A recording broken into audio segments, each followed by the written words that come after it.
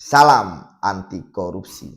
Apakah influencer yang menjadi pejabat negara atau penyelenggara negara atau yang setara dengan jabatan eselon 1 karena dipilih ataupun diangkat bisa tetap menjalankan profesi bisnisnya, terutama mereka yang selama ini penghasilannya dari endorse ya, atau mempromosikan barang-barang ataupun suatu produk yang kemudian mereka mendapatkan imbalan sesuai dengan perjanjian di antara para influencer ini dengan produk-produk tersebut. Bahkan KPK pun juga sudah menghimbau agar berhati-hati ya ketika kemudian mendapatkan endorse ya. Ya memang tidak ada larangan mereka menerima endorse karena memang tidak ada aturannya.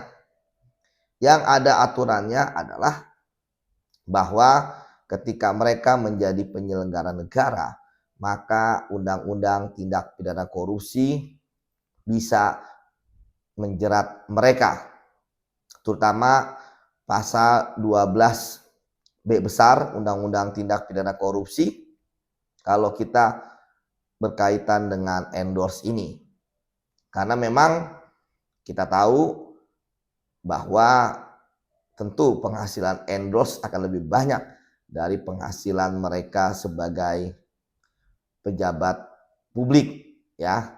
Kemudian juga ini sudah mereka rintis ya dari sebelumnya. Tentu ada kekhawatiran juga ya akan kemudian bisnis ini terhenti ya, ataupun kemudian juga diganti orang lain, karena saat ini kita tahu bahwa influencer baru juga kemudian bermunculan ya dengan harga cuan yang lebih murah bisa jadi.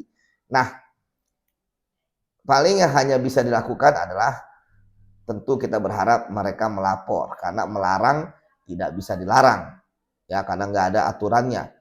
Himbauan pun bahwa jangan menerima endorse karena akan ada konflik kepentingan ya, karena kita tidak tahu yang mengendorse itu benar-benar murni adalah bisnis ya, atau kemudian ada maksud di baliknya ya, entah itu ada dugaan suap, gratifikasi, atau bisa jadi pemerasan yang nggak akan bisa ketahuan kalau nggak ada bukti, nggak ada laporan dari ada informan-informan atau whistleblower seperti itu.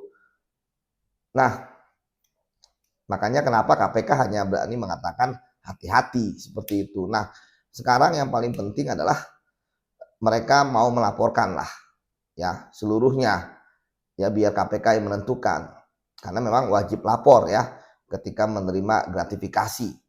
Ya, karena memang di situ jelas gratifikasi adalah pemberian ya apapun ya, uang, barang ya, ataupun kemudahan-kemudahan lainnya yang hanya dia mendapatkan privilege seperti itu ya, akan diduga suap jika berhubungan dengan jabatan ya maupun kewenangannya dan kedudukannya, ada ancaman pidananya. Namun kemudian apakah selanjutnya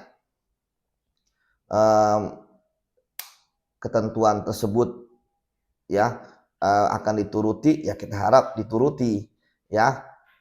Jangan mengklaim diri sendiri, wah ini nggak ada hubungannya. Biarkan sajalah KPK yang menelusuri ya, misalnya produk terkait dengan minuman, makanan, kosmetik ya, transportasi, otomotif ya.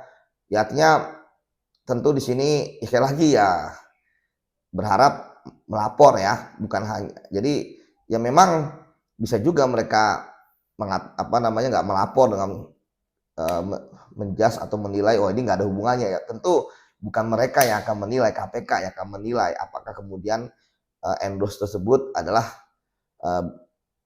berkaitan memang murni ya. Kalau murni bisnis ya tentu ya silakan saja ya, pasti putusan KPK silakan dinikmati sebagai milik dari penyelenggara tersebut. Tapi kalau misalnya ada hubungannya ya tentu akan dirampas oleh negara. Tapi ini kan sekali lagi pasal 12 B besar itu adalah pencegahan, ya. Pemidanaan ada jalan terakhir, yang penting laporan dilakukan ketika sebelum 30 hari kerja.